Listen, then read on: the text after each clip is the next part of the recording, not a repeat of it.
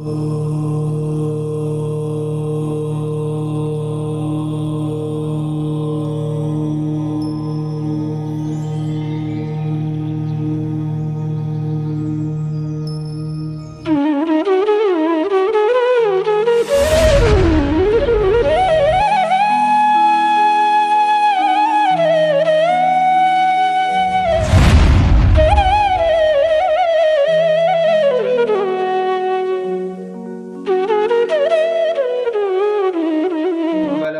भगवान वीरो मंगलम गौतम मुनि मंगलम कुंद कुंद धर्मो मंगलम सर्वमंगल मांगल्यं सर्वकल्याणकारकं प्रधानं सर्वधर्माणां जैनं जयतु शासनम्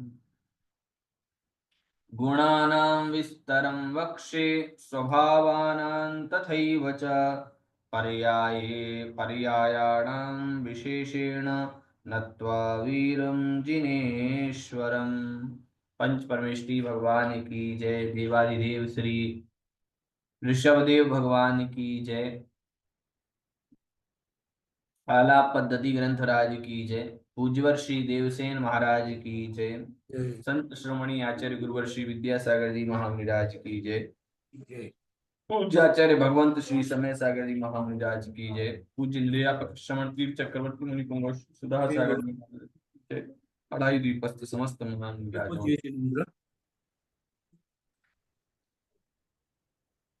तो कल चर्चा चल रही थी कि तद अवयवाः नयाः, अर्थात उसके जो अवयव हैं, उसके अर्थात प्रमाण के जो अवयव हैं उनको हम नय कहते हैं।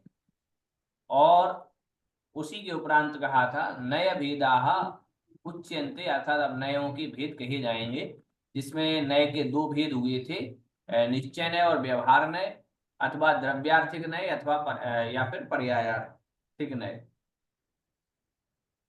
द्रव्यार्थिक नय द्रव्य का अवलंबन लेकर के द्रव्य के आश्रित होता है, और पर्यायार्थिक नय व्यवहार पर आश्रित होता है। द्रव्यार्थिक निश्चय नहीं कहलाए गए या व्यवहार नहीं? हाँ, एक प्रकार से निश्चय नय ही है ये और ये द्रव्यार्थिक। पर्यायार्थिक नहीं? व्यवहार नय। अच्छा अच्छा, तो व्यवहार नहीं तो फिर इसमें आगे भी आ रहा है ना, इसमें ही इसमें निगम संग्रह व्यवहार। हाँ, तो ये नैगम संग्रह व्यवहार आदि जो नए हैं वो व्यवहार के ही आश्रित है ना, अच्छा व्यवहार आश्रित है।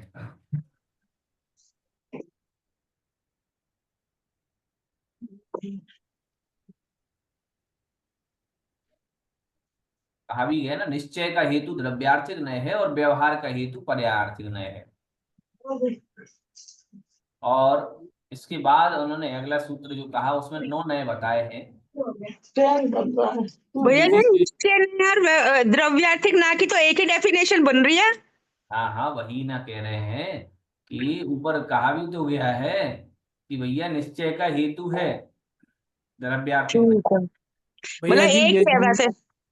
भैया जी जी ये इसमें जो नौ ये सात जो इसमें है, तो पहले हमने पढ़ा था कि निगम संग्रह और व्यवहार ये द्रव्यार्थिक न्याय में आते हैं, शेष चार है वो पर्यायार्थिक न्याय के अंदर आते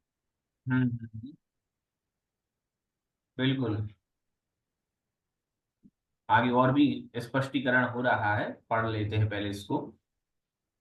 द्रव्यार्थिकः पर्यायार्थिकः नैगमः संग्रहः व्यवहारः ऋजुसूत्रः शब्दः समविरूढः एवं भूत इति नवनयाः स्मृताः। इस प्रकार 9 नए कहे गए हैं। द्रव्यार्थिक, पर्यायार्थिक, नैगम, संग्रह, व्यवहार, ऋजुसूत्र, शब्द, समविरूढ़ और एवं भूत नए। इस प्रकार से 7 तो गए और द्रव्यार्थिक और पर्यायार्थिक को मिलाकर के 9 नए हो गए।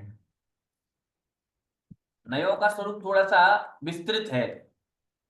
यदि अपन चाहें तो द्रव्यार्थिक नय और पर्यायार्थिक नय में भी इन 7 नयों का समावेश कर सकते हैं। फिर भी आचार्य ने पूरे 9 नयों का यहाँ पर कथन किया। तो कह रहे हैं द्रव्यार्थिक नय क्या है, तो द्रव्य ही जिसका प्रयोजन होता है उसे हम द्रव्यार्थिक नय कहते हैं। और जो उन पर्यायों को प्राप्त हुआ था, होगा, वो सब, क्योंकि द्रव्य का मतलब होता है जो पर्यायों को प्राप्त होता है वह द्रव्य है। होता है, होगा या हुआ था, तीनों स्थितियां बन जाती हैं। और आगे भी द्रव्यार्थिक पर्यायार्थिक यद्यपि सबकी परिभाषा है, आगे आगे के सूत्रों में द्रव्यार्थिक पर्यायार्थिक आदि सभी की परिभाषा मिलेगी। सामान्य रूप से कह देते हैं कि पर्याय ही जिस नय का विषय है वो पर्यायार्थिक नय है।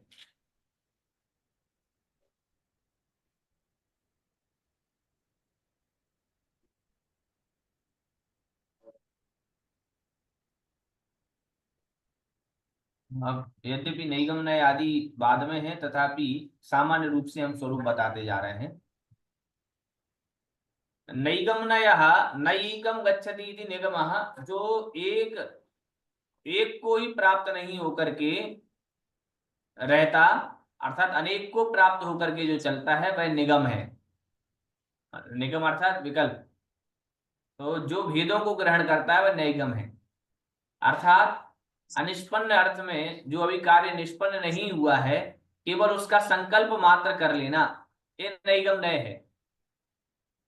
है ना। जैसे रोटी बनाते समय रोटी पानी इत्यादि आटा इत्यादि ग्रहण करते हुए कोई पुरुष पूछता है तो वह कहता है कि मैं रोटी बना रहा हूँ। भैया जी, जय हाँ, जिनेन्द्र, तो इसमें ये सूत्र भी तो उपनयाश्च कथयन्ते, सूत्र कहाँ आया ये 42 है ना भैया जी। ये 42 तो अब उपनयों का कथन करते हैं। अभी पहले तो ये अभी नयों का कथन तो होने तो उपनयों का तो बाद में होगा ना। तो इसी ये के हमारी किताब में ऐसा ही है भैया जी। लाइन चाहिए भैया जी हमारी इसमें बुक में तो जिनवानी में। हमारे पास दूसरी किताब है, ये मैं संस्थान से ये जो नहीं कह रहा हूँ, मैं ये कह रहा हूँ कि अभी 41वां सूत्र है ना ये नयों का। अभी तो अपन 41वां पढ़ रहे हैं ना, अभी 42वां आया कहाँ है? नहीं भैया जी, अपन ने 39 पढ़ा, 41वां फिर है ही 40 नहीं। पढ़ा, फिर अब इसमें हाँ, 41 पढ़ लिया ना। ये 41 का सूत्र ये हो गया ना, द्रव्यार्थिक पर्यायार्थिक निगम संग्रह व्यवहार। ठीक है, चलेगा।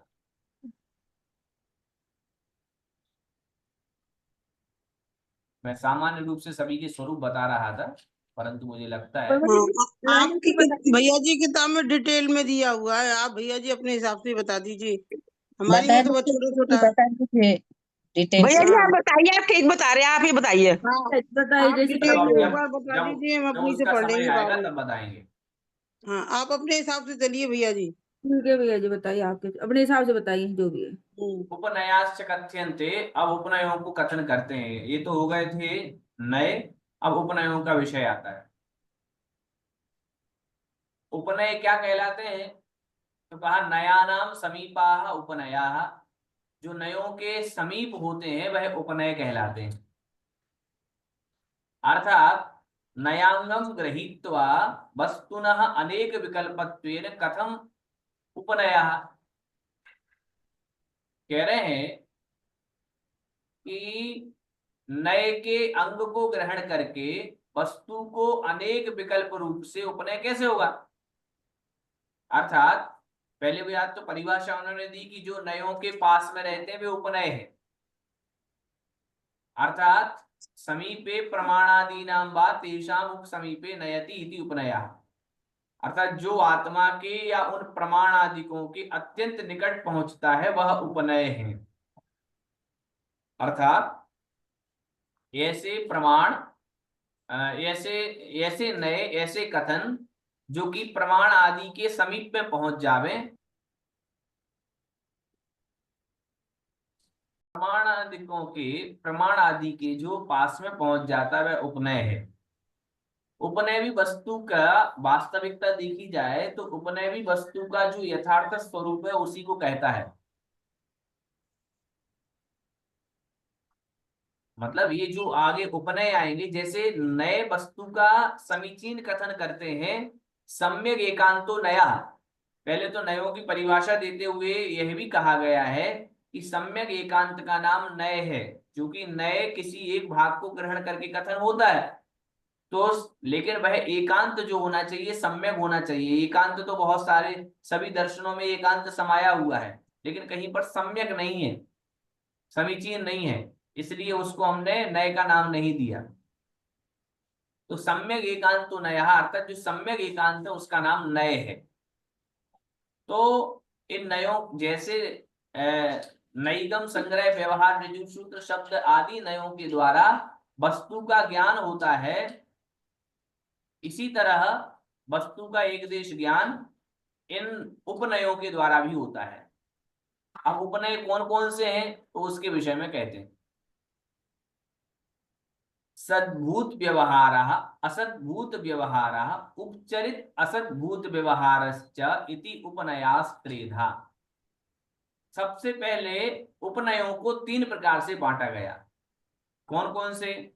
सद्भूत व्यवहार, असद्भूत व्यवहार और उपचरित असद्भूत व्यवहार। इस प्रकार से उपनयों के 3 भेद करे। तो भेद और उपचार के माध्यम से वस्तु का उपचार होता है, यह बात, यही व्यवहार नय है। तो जो भेद के माध्यम से वस्तु का व्यवहार करे वह सद्भूत व्यवहार नय है। मतलब जो भेद के माध्यम से वस्तु को अलग करे, जो भेद के माध्यम से वस्तु को बतावे, वह सद्भूत व्यवहार नय है। और जो उपचार के माध्यम से वस्तु का व्यवहार करे वह असद्भूत व्यवहार नय है। जैसे और भी स्पष्ट आगे करते हैं इसी में कि संख्या लक्षण प्रयोजन की अपेक्षा गुण और गुणी में भेद करने वाला नय सद्भूत व्यवहार नय है। संज्ञा की अपेक्षा, कहीं संख्या की अपेक्षा, कहीं लक्षण की अपेक्षा, कहीं प्रयोजन की अपेक्षा, तो गुण और गुणी में भेद होता है। मतलब इस प्रकार से गुण और गुणी में जो भेद करने, भेद दृष्टि डाले वह सद्भूत व्यवहार नहीं है। ठीक इसी तरह पर्याय और पर्यायी में, स्वभाव और स्वभावी में, कारक और कारकी में इत्यादि में भेद की जो दृष्टि है उसका नाम है सद्भूत व्यवहार नहीं। उष्ण स्वभाव है तो उष्ण स्वभाव है और एक अग्नि स्वभाव है। तो जो आग जल रही है उसमें उष्ण स्वभाव भी है और अग्नि स्वभाव भी है। तो अग्नि स्वभाव अलग है और उष्ण स्वभाव अलग है, तो एक ही में अलग अलग स्वभाव का इस प्रकार से भेद करना ये सद्भूत व्यवहार नहीं है।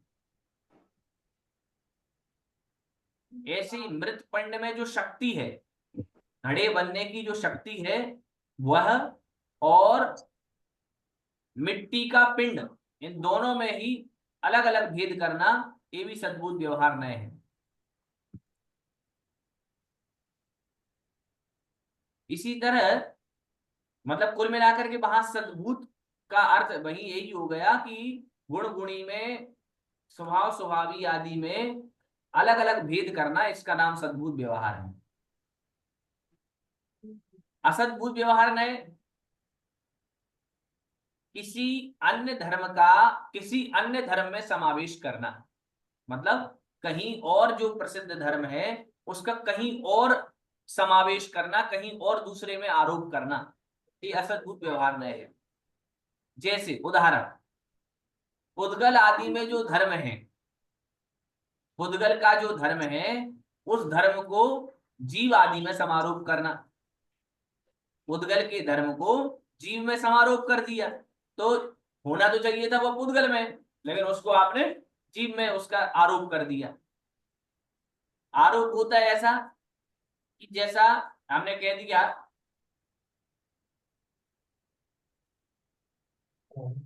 नायिका का मुख कमल देखा, तो मैंने मुख में कमल का आरोप कर दिया, जबकि मुख अलग है कमल अलग है। ऐसे ही पुद्गल का जो स्वभाव है उसको जीव आदि में समारोप करना। अब इसके भी कई भेद हैं, जैसे द्रव्य में द्रव्य का उपचार होना, पर्याय में पर्याय का उपचार करना, इत्यादि प्रकार से।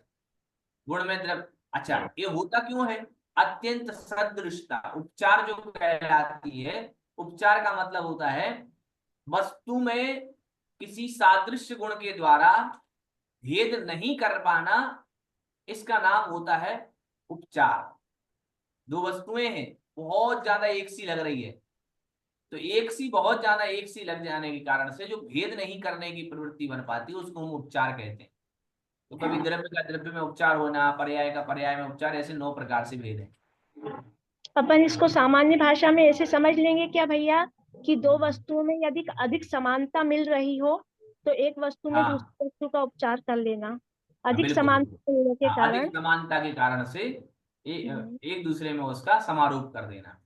जी भैया। जैसे पुद्गल में जीव का उपचार, अर्थात पृथ्वी आदि पुद्गल में एक इंद्रिय जीव का उपचार। अपन ने पृथ्वी देखी, अपन ने कहा ये तो एक इंद्रिय है, जबकि वो एक इंद्रिय पृथ्वी तो नहीं है। एक इंद्रिय तो उसमें एक इंद्रिय जीव उससे भिन्न है, पृथ्वी उससे भिन्न है, लेकिन अब ये समझ में ही नहीं आ रहा है। अपन अपन अपने लिए भी नाम ले लेते ना कि हाँ हम ये हैं, फलाने हैं, तो इत्यादि प्रकार से। दूसरा, दर्पण रूप पर्याय में अन्य पर्याय रूप प्रतिबिंब का उपचार। किसी के प्रतिबिंब को देखकर जिसका वह प्रतिबिंब है उसको उस प्रतिबिंब रूप बदलाना। आचार्य श्री की फोटो देख करके और कहना आचार्य विद्यासागर जी हैं, इत्यादि प्रकार से। ये होगा असद्भूत व्यवहार न्याय। और भी इसके कई भेद हैं, पीडीएफ भेद हुआ तो आप लोग पढ़ लीजिएगा। यहाँ सामान्य से मैं प्रत्येक का स्वरूप बताते जा रहा हूँ। भैया जी, जैसे मूर्त गुण और ज्ञान गुण क्या है ये विजाति में? क्या यहाँ यहाँ विजाति में ज्ञान गुण में विजाति में मूर्त गुण का आरोपण है, ये क्या है? अभी तो अच्छा, हाँ देखिए, क्या बीच मत में दो एक और हैं, उदाहरण। दो सूत्र और हैं बीच में जब आएगा ये। हाँ, अब हाँ जैसे जी, तीसरे नंबर पे, तीसरे में मति ज्ञान। जैसे कहा कि मति ज्ञान मूर्त है, हाँ अर्थात मति ज्ञान मूर्तिक है। तो यहाँ विजाति ज्ञान गुण में विजाति मूर्त गुण का आरोपण है, अर्थात ज्ञान गुण जो है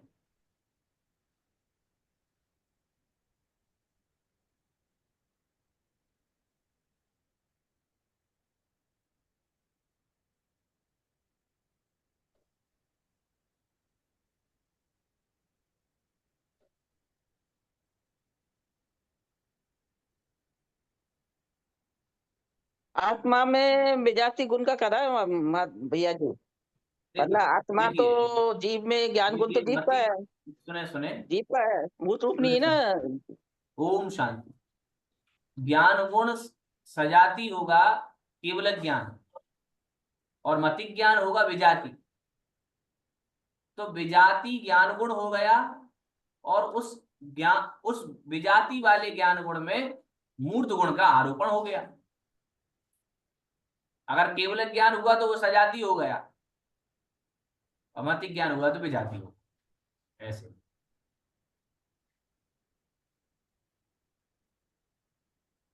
इसी तरह शैव में चारों ज्ञान आएंगे भैया जी। क्या? शैव सम्यक में चारों ज्ञान आएंगे ना, केवल हाँ, ज्ञान कैसे? में चारों आएंगे। तो ये मूर्ति का आएंगे। हाँ, तो ये तो एक उदाहरण, उन्होंने एक उदाहरण दे दिया एक प्रकार जी। से। भैया जी, सजाति में तो उन्होंने बोला है कि पुद्गल बहुरूपी है, पुद्गल बहुरूपी है, सजाति में बोला है। हाँ, और विजाति में बोला है मूर्त, ये मति ज्ञान मूर्त है। और उसमें फिर सजाति विजाति में बोला है कि ना जीव अजीव रूप होने से गे को ज्ञान कहता है। ऐसे 3 एग्जाम्पल दिया उन्होंने। ठीक है, मुझे उसकी पीडीएफ भेजना। उपचरित असद्भुत व्यवहार ने बताया, मुख्य के अभाव में प्रयोजनवश या निमित्तवश जो उपचार होता है वह उपचरित असद्भुत व्यवहार नहीं है। जैसे मार्जार को सिंह कहना। अब यहाँ पर मार्जार और सिंह में सादृश्य संबंध है, इस कारण से बिलाव को ही सिंह का उपचार, मतलब जैसा बिलाव दिखता है वैसा ही सिंह दिख रहा है, अत्यंत सादृश्य संबंध होने के कारण से यहाँ पर ऐसा कथन कर दिया जाता है। तो मुख्य के अभाव में किसी प्रयोजन के माध्यम से किसी प्रयोजन के कारण से या फिर किसी निमित्तवश उपचार कर लेना, ये उपचरित असद्भुत व्यवहार नय है। जैसे चूहे आदि में सिंह का उपचार नहीं किया जा सकता है ना, किसी में भी किसी का उपचार नहीं कर सकते हो, अत्यंत सादृश्य दिखने के कारण से कर सकते हैं।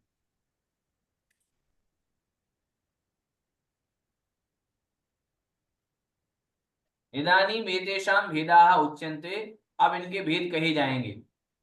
जो तीन बताए हैं, सद्भुत व्यवहार नय, असद्भुत व्यवहार नय और उपचरित असद्भुत व्यवहार नय, इन तीनों नयों के क्रमशः भेद कहे जाएंगे।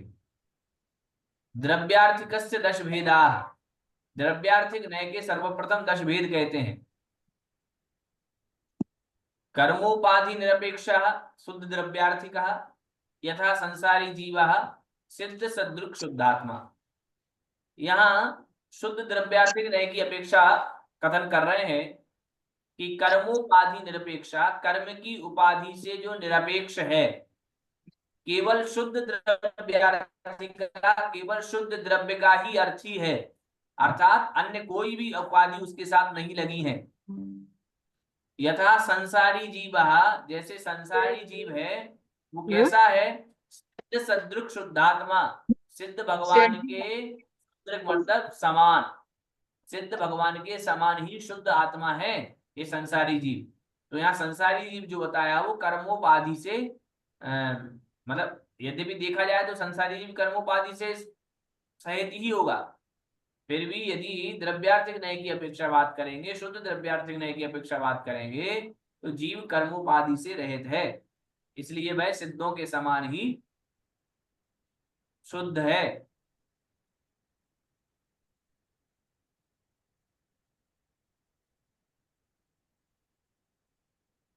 ये इस प्रकार से द्रव्यार्थिक नय के 10 भेद कह रहे हैं, और 10 में से पहला भेद हुआ कि कर्मोपाधि से निरपेक्ष शुद्ध द्रव्यार्थिक होता है संसारी जीव सिद्ध भगवान के समान।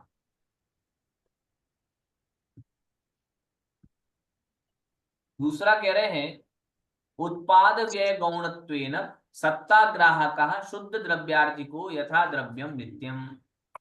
उत्पाद व्यय द्रव्य और की गौणत्व, उत्पाद और व्यय को गौण करके, मतलब उत्पाद व्यय द्रव्य को अमुख्य करके, मुख्य नहीं मान करके, उत्पाद व्यय को गौण करके अर्थात प्रधान नहीं करके, सत्ता ग्राहक, जो केवल सत्ता का ग्राहक होता है, जो केवल द्रव्य का ही ग्राहक होता है, वो शुद्ध द्रव्यार्थिक है। यथा द्रव्यम नित्यम, जैसे कि द्रव्य जो है वह नित्य है। भैया जी ये सब अपना माइक बंद कर सकते हैं क्या? सब खोल खोल के बैठे हैं, तो निमित चंद जी को कुछ नहीं बोलना था, खोल के बैठे माइक चला रहे हैं। ये सभी अपना माइक बंद कर दे तो क्लास ठीक से चलेगी। कृपया सब अपना माइक बंद कर दीजिएगा, और या आप सब खोल रहे तो भैया जी अपना माइक बंद कर देते हैं। कृपया सब अपना माइक बंद कर दीजिएगा। गोविंद जी भाई साहब आप भी कर दीजिएगा, अंजना जी आप भी कर दीजिएगा, शीला जी आप भी कर दीजिएगा।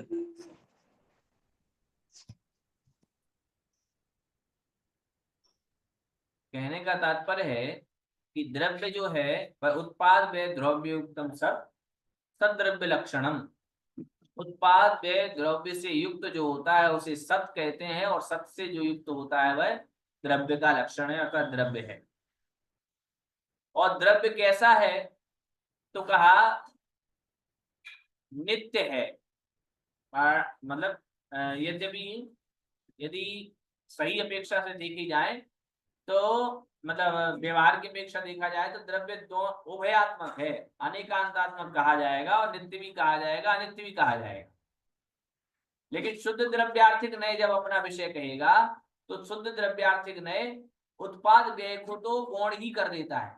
जो शुद्ध द्रव्यार्थिक नय है वह उत्पाद व्यय को गौण करके केवल द्रव्य का ग्रहण करता है। तो द्रव्य का ग्रहण करके वह कहता है कि द्रव्य तो नित्य है,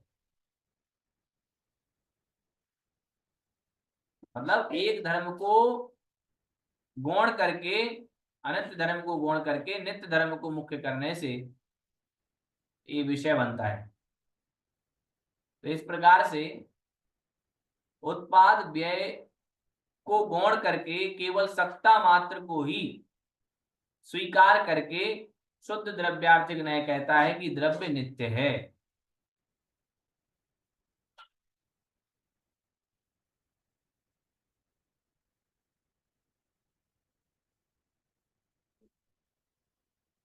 उसके बाद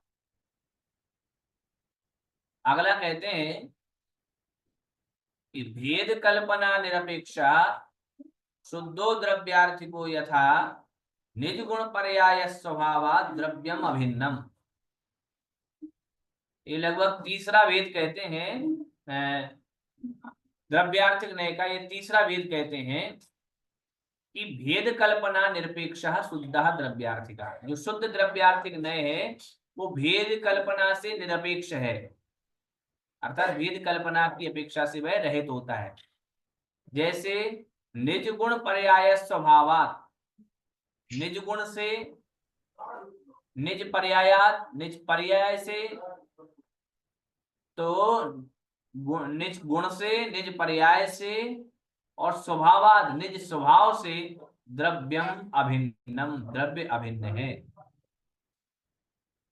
अर्थात देखा जाए तो संज्ञा, संख्या, लक्षण इत्यादि जो ऊपर कहे गए थे उनकी अपेक्षा गुण द्रव्य, गुण और गुण पर्याय व द्रव्यम ऐसा कहा जाता है। तो गुण और द्रव्य में, पर्याय और द्रव्य में, और स्वभाव और द्रव्य में, इन सब में भेद है। लेकिन जब प्रदेशों की अपेक्षा बात करेंगे तो गुण और द्रव्य एक साथ रहेंगे, पर्याय द्रव्य में रहेगी, स्वभाव द्रव्य में रहेगी, इस प्रकार उनमें भेद नहीं रहेगा। तो शुद्ध द्रव्यार्थिक न्याय जो है वो भेद नहीं करता है, अभेद विवक्षा ही रखता है। इस प्रकार से भेद की कल्पना से जो निरपेक्ष है ऐसा शुद्ध द्रव्यार्थिक न्याय होता है। जी।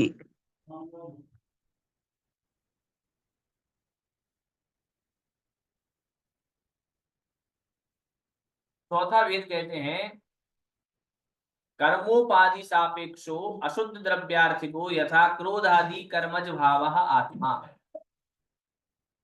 कर्मोपाधि सापेक्ष, कर्म की उपाधि की अपेक्षा, कर्मोपाधि सापेक्ष, कर्म की उपाधि के जो सापेक्ष है, कर्मोपाधि की अपेक्षा से जो सहित है, कर्मोपाधि की अपेक्षा से सहित अशुद्ध, अशुद्ध जो जीव है वह अशुद्ध द्रव्यार्थिक, अर्थात अशुद्ध द्रव्यार्थिक का विषय है। जैसे यथा, जैसे क्रोधादि कर्मज भाव, क्रोध आदि कषायों से उत्पन्न हुआ जो कर्म का भाव है, अथवा कर्मज भाव, कर्मों, सॉरी, कर्मज भाव कर्मों से जो उत्पन्न हुआ है, ऐसा क्रोधादि भाव, क्रोध आदि भावों वाला यह आत्मा है। मतलब अशुद्ध द्रव्यार्थिक न्याय का विषय भी अशुद्ध द्रव्य ही बनेगा। तो इसलिए यह प्राणी पौद्गलिक कर्मों से सहित है, इस कारण से अशुद्ध है। क्योंकि संसार में जब तक रहेंगे तब तक कोई ना कोई भाव तो उदय में आएगा ही आएगा। तो उन जब कर्मों के उदय से सहित जब आत्मा होती है तो वह अशुद्ध द्रव्यार्थिक न्याय की अपेक्षा से उसका कथन होता है। अर्थात जीव कर्मोपाधि की अपेक्षा से भी सहित है, ऐसा एक भेद बन गया अशुद्ध द्रव्यार्थिक न्याय का। पांचवा कहा, मतलब कुल मिलाकर के ऐसे इन्होंने एक पंक्ति नीचे दे दी है स्पष्ट करने की दृष्टि से। उन्होंने कहा है कि सब जीवों में जो रागादि भावों को कहने वाला है, अर्थात संसारी जीवों में राग आदि भाव, राग द्वेष आदि भावों को जो कहने वाला न्याय है, उस न्याय को कर्मोपाधि सापेक्ष अशुद्ध न्याय जानो। अर्थात भाई कर्म उपाधि सापेक्ष अशुद्ध नय है, कर्म की उपाधि से सहित अशुद्ध नय। पांचवा कहते हैं, पांचवा भेद, उत्पाद व्यय सापेक्षो अशुद्ध द्रव्यार्थिको यथा एकस्मिन् समये द्रव्यम उत्पाद व्यय द्रव्यात्मकम। उत्पाद की अपेक्षा, व्यय की अपेक्षा, उत्पाद और व्यय की अपेक्षा से जो द्रव्य है वह अशुद्ध, अर्थात उत्पाद और व्यय की अपेक्षा से सहित जो द्रव्य है वो अशुद्ध द्रव्यार्थिक नय का विषय है। यथा जैसे कि कहते हैं, एकस्मिन् समय, एक ही समय में द्रव्य जो होता है वह उत्पाद से भी सहित होता है, व्यय से भी सहित होता है और द्रव्य से भी सहित होता है। और जबकि पहले उन्होंने बताया था कि शुद्ध द्रव्यार्थिक नय का विषय जो है वो द्रव्य है। क्यों? क्योंकि द्रव्य हमेशा ही बना रहेगा।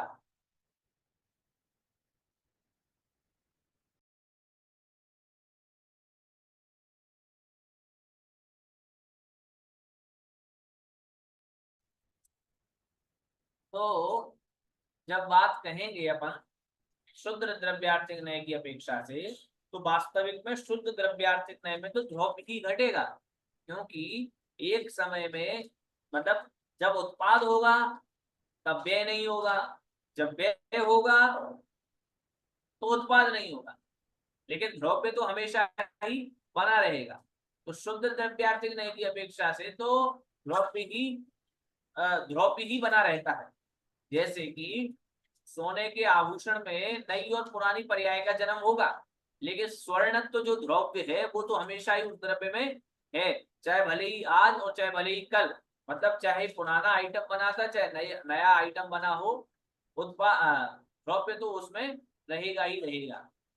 द्रव्य तो नित्य है। क्या? द्रव्य नित्य है। हाँ, द्रव्य नित्य है। ठीक। तो शुद्ध द्रव्यार्थिक नय का विषय द्रव्य है, क्योंकि यहाँ इन्होंने कहा पर्यायार्थिक नय का विषय है उत्पाद व्यय। इस प्रकार से जो द्रव्य का लक्षण है वो है तो उत्पाद व्यय द्रव्य रूपी। तो कह रहे हैं उत्पाद व्यय द्रव्यात्मक जो द्रव्य है, ऐसे उस अशुद्ध द्रव्य को तो अशुद्ध द्रव्यार्थिक नय का विषय कहा गया है। मतलब उत्पाद व्यय की अपेक्षा से जो सहित है ऐसा द्रव्य अशुद्ध द्रव्यार्थिक नय का विषय है। जैसे एक ही समय में वस्तु, उत्पाद, व्यय और द्रव्य तीनों से सहित है, तो यह अशुद्ध द्रव्यार्थिक नय की अपेक्षा से बात की गई।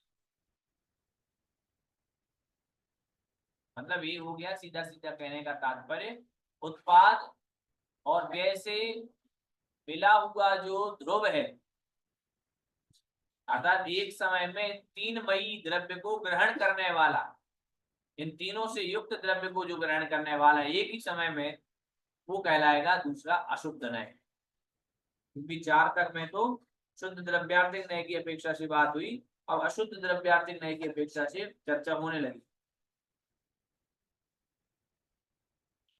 फिर आगे कहते हैं, फिर अशुद्ध द्रव्यार्थिक नय का एक और उदाहरण, एक और भेद कहते हैं कि भेद कल्पना सापेक्षा, भेद कल्पना की अपेक्षा से जो सहित है ऐसा वह अशुद्ध द्रव्यार्थिक नय का विषय है।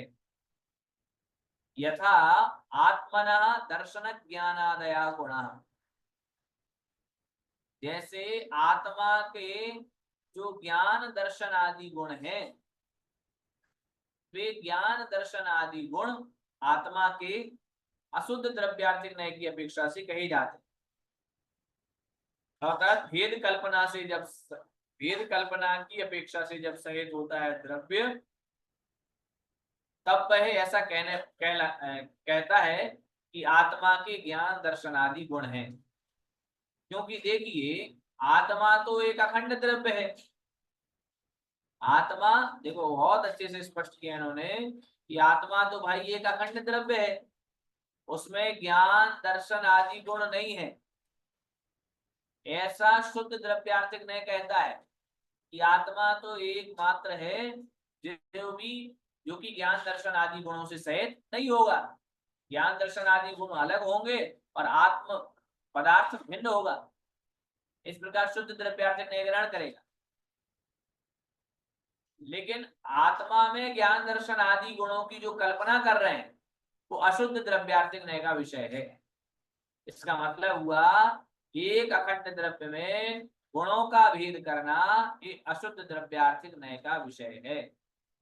कुल मिलाकर के गुण गुणी में जो भी भेद होगा, तो जो भी गुण गुणी में भेद करता है वह भेद कल्पना से सहित अशुद्ध नय है, अशुद्ध द्रव्यार्थिक नय है।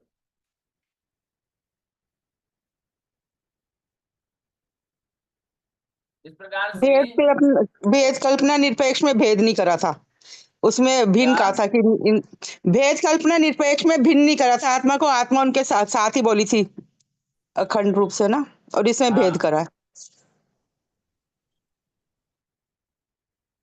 देखिए अभी तक तो शुद्ध द्रव्यार्थिक नय और अशुद्ध द्रव्यार्थिक नय की चर्चा हुई। अगले क्रम में अन्वय सापेक्ष का विषय आएगा। वो कहेंगे अन्वय सापेक्षो द्रव्यार्थिको यथा गुण पर्याय स्वभावम द्रव्यम। गुण और पर्याय से मतलब गुणों को और पर्याय को, तो गुण स्वभाव में और पर्याय स्वभाव में द्रव्यम द्रव्य को अन्वय सापेक्षो अन्वय रूप से जो ग्रहण करेगा वह अन्वय सापेक्ष द्रव्यार्थिक नय कहलाता है। भैया जी अन्वय का अर्थ बता दीजिए। अन्वय मतलब होता है जुड़ा हुआ, है ना। अच्छा जी। मतलब आगे कहते हैं मतलब ऐसा आप समझे इसका कि गुण और पर्याय में से गुण और पर्याय गुण स्वभाव को और पर्याय स्वभाव में जो द्रव्य को अन्वय रूप से ग्रहण करता है वह अन्वय सापेक्ष है। अर्थात और भी स्पष्ट नीचे लिखते हैं कि ऐसा नय जो सभी स्वभाव में यह द्रव्य है, मतलब संपूर्ण स्वभाव जो है गुण और पर्याय के उन सभी में इदम द्रव्यम यह द्रव्य है। इस प्रकार से द्रव्य को सभी में स्थापित कर दिया उसने। गुणों और पर्याय को वह अलग अलग से अलग स्वभाव वाला नहीं मान रहा है, परंतु द्रव्य रूप स्वभाव उसमें विद्यमान है।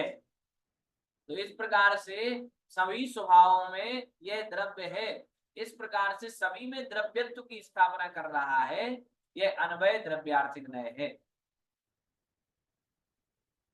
जैसे नीचे उदाहरण भी बहुत अच्छा दिया, जैसे कड़े आदि पर्यायों में तथा पीतत्व आदि गुणों में अन्वय रूप से रहने वाला स्वर्ण, है ना। जैसे कड़े आदि पर्यायों में हमेशा ही बना रहने वाला रौप्य के समान ही जो है वो है स्वर्णपना। तो एक प्रकार से स्वर्ण मान लीजिए कोई द्रव्य है, तो स्वर्ण द्रव्य है जो है वो सभी में है बराबर। ऐसे ही पीतत्व आदि जो गुण है वो पीतत्व गुण नष्ट नहीं होता, वो हमेशा उसी सोने के साथ बना रहेगा। ऐसे ही मनुष्य देव आदि जो भी नाना पर्याय हैं उनमें यह जीव है, मतलब जीव द्रव्य जो है मतलब द्रव्य सापेक्ष जिसमें अन्वय सापेक्ष बना रहे, अर्थात द्रव्य का कभी उसमें से हनन ना हो गए, ऐसा अन्वय द्रव्यार्थिक नय का विषय कहा जाता है जी।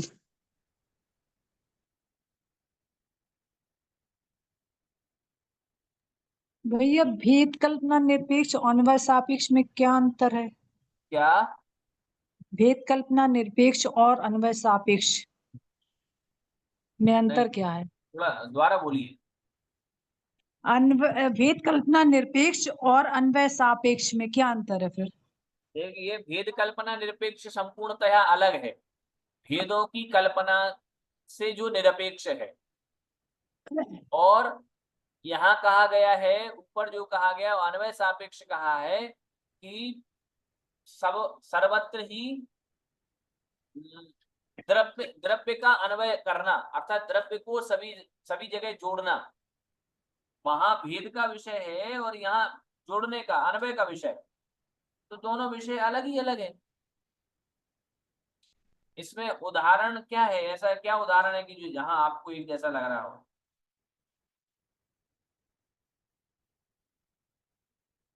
इसमें भी स्वभाव गुण और पर्याय को ग्रहण किया है, और उसमें भी मतलब गुण और स्वभाव को ग्रहण किया है, तीनों को।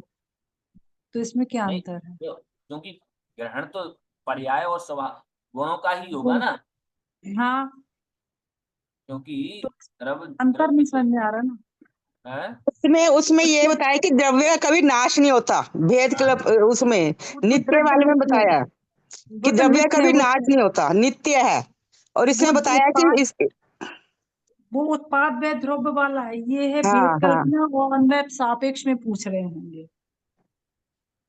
अच्छा, इसमें संक्षेप संपूर्ण में। गुण पर्याय स्वभाव में द्रव्य को अन्वय रूप से ग्रहण करना, उसमें भी है। उसमें पर्याय में अभिन्न नहीं, निज पर्याय निज द्रव्य गुण से और स्वभाव से द्रव्य अभिन्न है, मतलब भिन्न नहीं है, एक ही सा लग रहा मुझे तो। भैया जी वो पहले 3 है वो शुद्ध है और दूसरे 3 है वो अशुद्ध है। अशुद्ध है। वो शुद्ध वार्तिक न्याय का हाँ, कथन था, ये अलग है। आप समझो, पहले हाँ, पढ़ा करो आप किताब में नहीं, थोड़ा सा। शुद्ध और सिद्ध यह तो हो विषय गया, हम ये पहले ही अन्वय सा विषय का निवेदन कर चुके हैं कि शुद्ध द्रव्यार्थिक न्याय के पहले 3 भेद किए, फिर अशुद्ध द्रव्यार्थिक के विषय हैं, फिर अब अन्वय सापेक्ष होने के बाद फिर काल आदि के भेद से अलग भेद हो जाएंगे। ये मतलब द्रव्यार्थिक न्याय के भेद हैं 3। ये अलग अलग कथन चल रहे हैं। हाँ, तो वही तो समझ में नहीं आ रहा कि अंतर क्या है, सब दोनों का अंतर। उसमें अन्वय ये दिव्यार्थिक न्याय का, वो शुद्ध दिव्यार्थिक न्याय का है, हाँ, तो इसमें भेद नहीं समझ में आ रहा बस। तो देखिए, जहाँ भेद कल्पना भेद भेद सहित हो नहीं जाता है जहाँ, वहां तो देखिए अशुद्ध द्रव्यार्थिक न्याय का विषय बन जाएगा। नहीं, शुद्ध दिव्यार्थिक न्याय है ना, भेद न कल्पना मतलब निरपेक्ष। जहाँ भेद आ जाएगा वहां तो अशुद्ध द्रव्यार्थिक न्याय का विषय बनेगा। नहीं, वो भेद कल्पना निरपेक्ष की बात कर रहे हैं भैया। है ना।